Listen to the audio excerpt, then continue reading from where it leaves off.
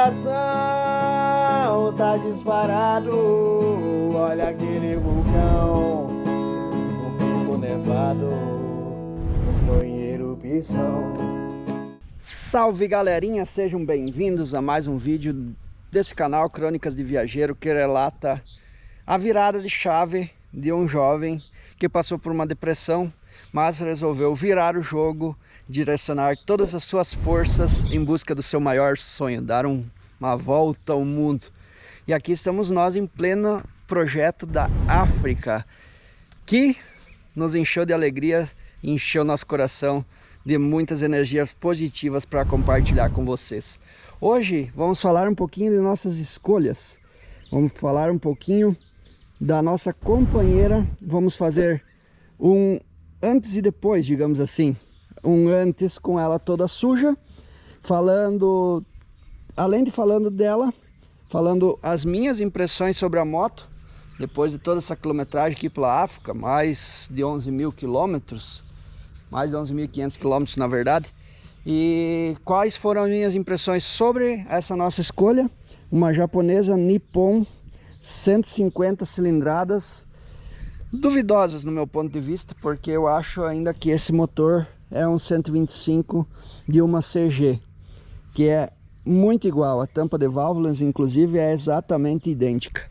Mas então, hoje vamos falar um pouquinho sobre as minhas impressões da moto depois de toda essa quilometragem, depois de todos os terrenos difíceis aqui da África, e também vamos falar agora com ela assim, toda suja, como chegou da estrada.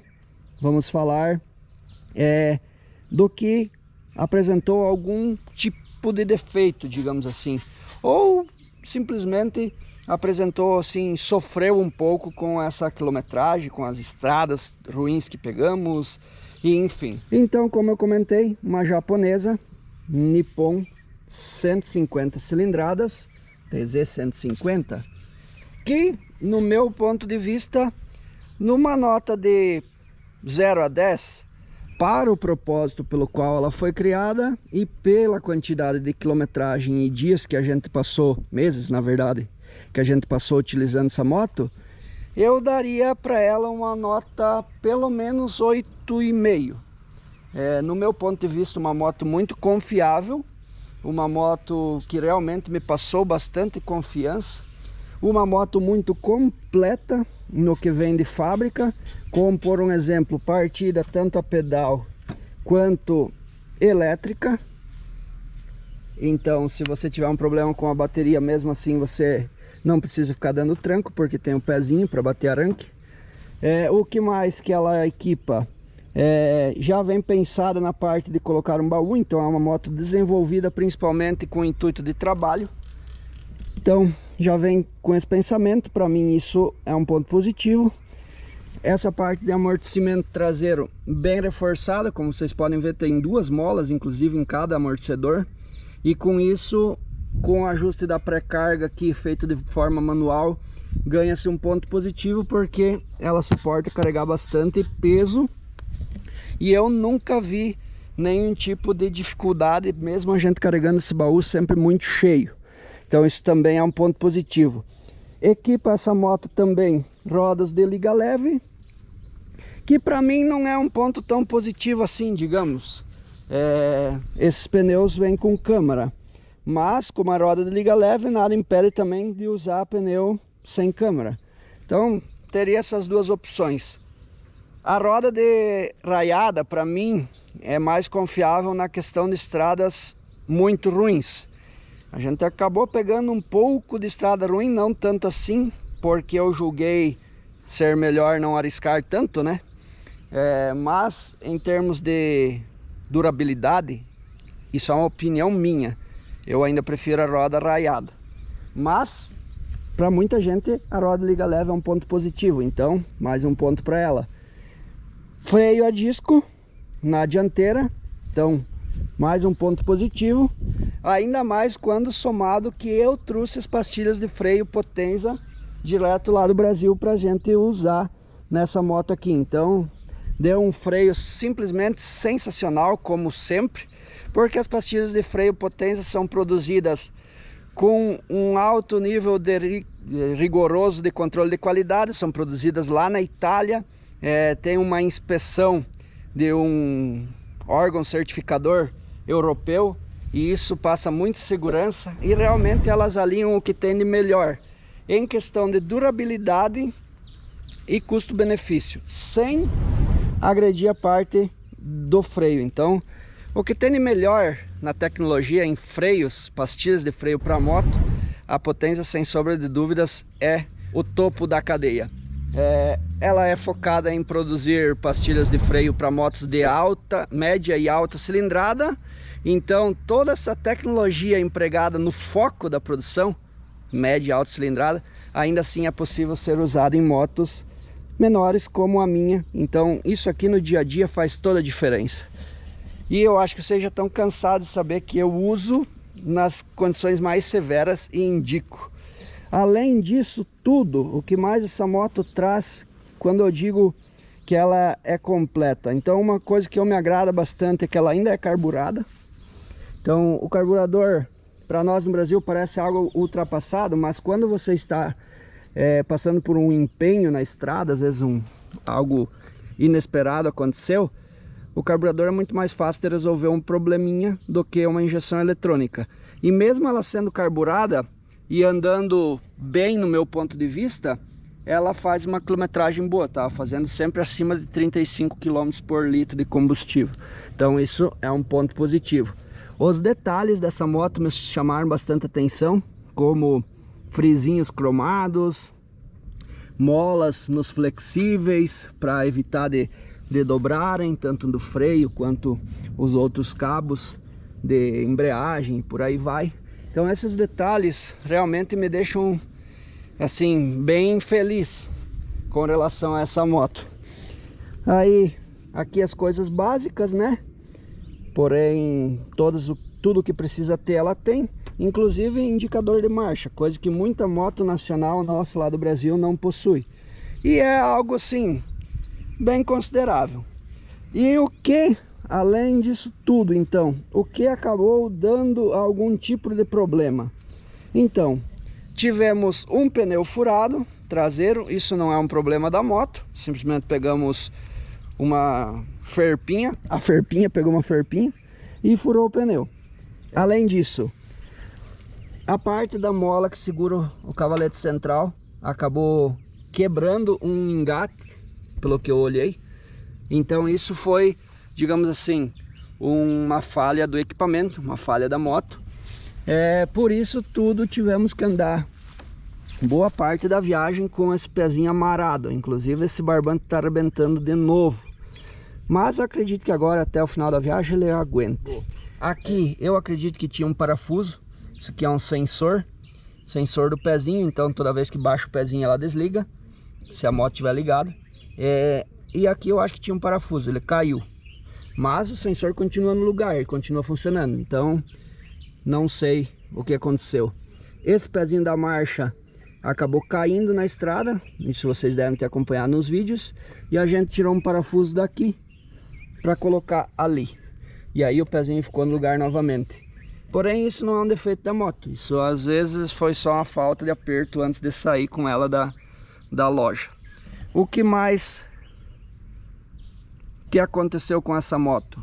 A princípio, além disso, queimou uma lâmpada traseira e uma lâmpada traseira quebrou, mas isso quebrou por causa da estrada ruim. Uma queimou, a gente trocou, e a segunda lâmpada acabou quebrando.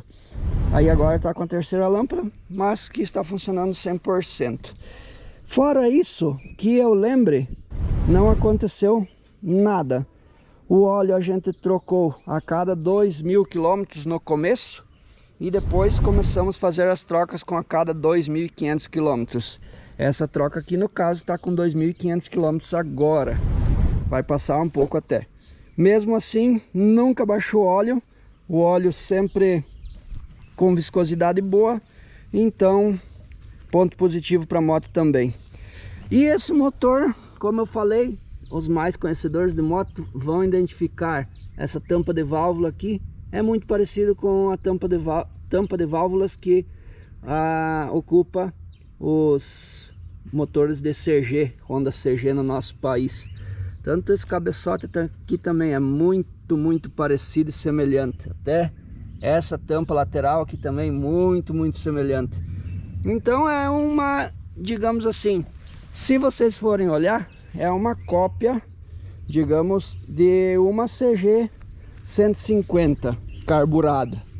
Muito parecida. Só que tem alguns detalhes que a nossa Honda não nos dá, né? Que é esses detalhezinhos que no meu ponto de vista fazem diferença. Uma proteção de flexível, uma tampa de tanque mais caprichada, que nas nossas motos, a maioria das motos pequenas vem com aquelas tampas escrotas, ou vinham pelo menos até um tempo atrás. Então tudo isso vai fazendo uma diferencinha. Um cachimbo de vela muito caprichado, protegido com metal, olha aqui. Com cabo de vela generoso, não aquele negócio pitoco que geralmente vem nas motos. Então, essas coisinhas, para quem tá na estrada e quem mora na estrada, faz diferença. Porque já me aconteceu de ter que renovar esse cabo de vela e depois que cortar, mesmo cortando rente, já não alcançar mais, porque vem um negócio pitoco. Aqui dá para emendar umas quantas vezes, se for o caso. Então, essas coisinhas às vezes te tiram de um perengue. E essa moto, então, para mim foi muito positiva, uma escolha muito boa. E estava geralmente na faixa de $1.300, o valor dessa moto aqui na África do Sul. Aí, claro, foi colocado alguma questão de acessórios, né? Foi colocado esse baú, foi colocado tomadas USB, suporte celular, esse suporte do baú, foi colocado placa e enfim, que encareceu mais esse preço. Mas o preço da moto em si, algo na faixa de $1.300. Que comparado ao nosso preço nacional lá do Brasil, eu acredito que saiu bem em conta, né? No Brasil, uma moto como essa, sei lá, hoje estaria... Quanto estaria na tua cidade aí, mais ou menos, uma moto nesse formato nova? Algo como, sei lá, uns 15 mil reais? Acho que mais ou menos por aí, né? E no fim das contas, foi uma moto, então, muito confiável. Agora, vamos dar um tapa nesse visual, lavar toda ela, deixar limpinha. E aí, vou mostrar para vocês quanto aguentou cada peça de tudo que compõe esse conjunto dessa moto japonesa.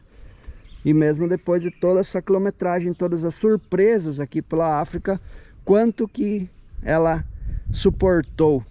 Agora a gente já sabe o que estragou na moto, já sabe os pontos que eu acho positivos, e vamos ver quanto as peças originais dela acabaram aguentando nessa viagem. Terminando o nosso aparato geral sobre a nossa moto, como vocês podem ver, ela tá novinha de novo, brilhando e bonitaça, porque a gente deu um trato nela chegando aqui em Joanesburgo e agora ela se encontra novamente novinha, bonita pra caramba, pretinha. Olha só, é linda essa moto, né? Ela une o simples, porém prático, confiável, durável. E pra gente concluir, então, fiquei de mostrar para vocês o que realmente tinha aguentado nessa moto, né? Então, o pneu dianteiro, como vocês podem ver, praticamente novo. Dá para rodar muita quilometragem ainda. Ele está com 11.600 quilômetros. O pneu traseiro, com essa quilometragem, olha aí, ainda tem um desenho, mas isso aqui já passou da hora de trocar. Tem que trocar urgentemente. Então ele durou aí seus quase 12 mil quilômetros, mais 500 quilômetros dava para fazer tranquilo. Então 12 mil quilômetros por um pneu de nylon, marcado inclusive, chinês. Tanto esse quanto o dianteiro, os dois são chineses, mas aguentaram bem. Detalhe, eu sempre andei com o pneu na calibragem explodindo de cheio, 50 libras atrás e 45 na frente. Não é o aconselhável, porque o pneu vem na marcação dele que nem aguenta tanto. Só que eu já tive experiência de viagem com um pneu desse tipo lá na Argentina e Chile, e quando a gente coloca a calibragem correta, ele gasta muito rápido, como se ele estivesse andando murcho. Então por isso aqui eu fiz um teste de andando com ele explodindo de cheio. E olha aí, se um dia você tiver a experiência, coloca mais pressão nesses pneus, porque assim ele vai funcionar melhor. Isso é interessante e só a vida da gente na prática nos mostra, né? Então, a relação tem mais regulagem, mas essa já tá indo pro fim da vida, digamos assim. Ela deve aguentar aí na faixa de mais uns 10 mil quilômetros, mais ou menos, talvez. Ela tem bastante regulagem aqui ainda, mas já tá pedindo arrego. É uma relação comum, sem retentor, por isso também não aguenta tanto. Essa é a relação original que vem com a moto de fábrica.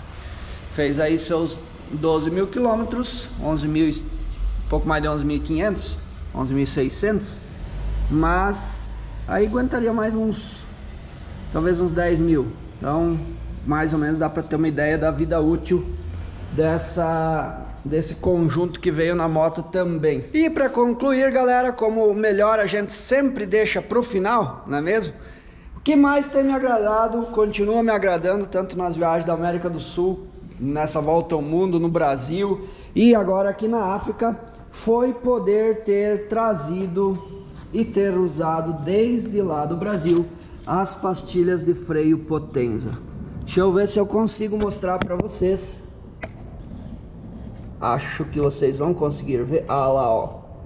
Olha só. Essas pastilhas estão novas, cara. Eu trouxe lá do Brasil, usei, me deu total segurança. Estão absolutamente nova. Olha lá, ó. Pastilha de freio para rodar muita quilometragem. Aí alguém vai dizer assim: ah, mas então desgastou o teu disco. Olha aqui, cara. Tá perfeito, cara, como novo. Essa pastilha, ela alia o que tem de melhor em tecnologia, por isso que é o melhor custo-benefício. Se vocês repararem ali, ó, olha só, pastilha de freio tá excepcional. Então pastilha de freio tem que ser Potenza. E por que que ela é tão boa? Ela é produzida na Europa, galera. No Brasil não existe um órgão específico, regulamentador, que fiscaliza a produção de pastilha de freio nacional no Brasil. Então o Inmetro, nosso instituto que acaba fiscalizando várias coisas, praticamente tudo, mas ele não é especialista em pastilha de freio. Então lá na Europa existe uma norma regulamentadora e um órgão certificado que também faz a verificação da qualidade da produção e tudo mais. Isso também existe nos Estados Unidos e mais algum outro lugar do mundo. Mas, como eu ia falando, produzidas na Europa, as pastilhas de freio vêm diretamente da Itália, importadas pela Mutec. E por que que elas são tão incríveis? Porque além delas serem fiscalizadas e ter um alto padrão rigoroso de produção, a Potenza tem seu foco em motos de média e alta cilindrada. Então, são pastilhas de freio extremamente tecnológicas, específicas para motos grandes. Só que a boa notícia é que essa tecnologia toda também é trazida para algumas motos pequenas, como é o caso das que eu uso. Então, é tecnologia de moto de ponta para o seu dia a dia na sua moto de baixa cilindrada também. Então isso aí não tem preço que pague. A segurança de poder rodar, pastilha tá nova, vai rodar e vou deixar ela na moto, vai rodar muitíssimos quilômetros com o próximo dono e fazê-lo feliz. Com certeza ele vai ver que a frenagem é muito mais segura, isso vai dar muito mais segurança, também não vai agredir o disco, isso é infinitamente impagável. Eu logo troquei ela porque eu trouxe do Brasil essas pastilhas para usar aqui, e assim como aquela relação não é das melhores, as pastilhas de freio que estavam nessa moto também não é da melhor qualidade, lá da China.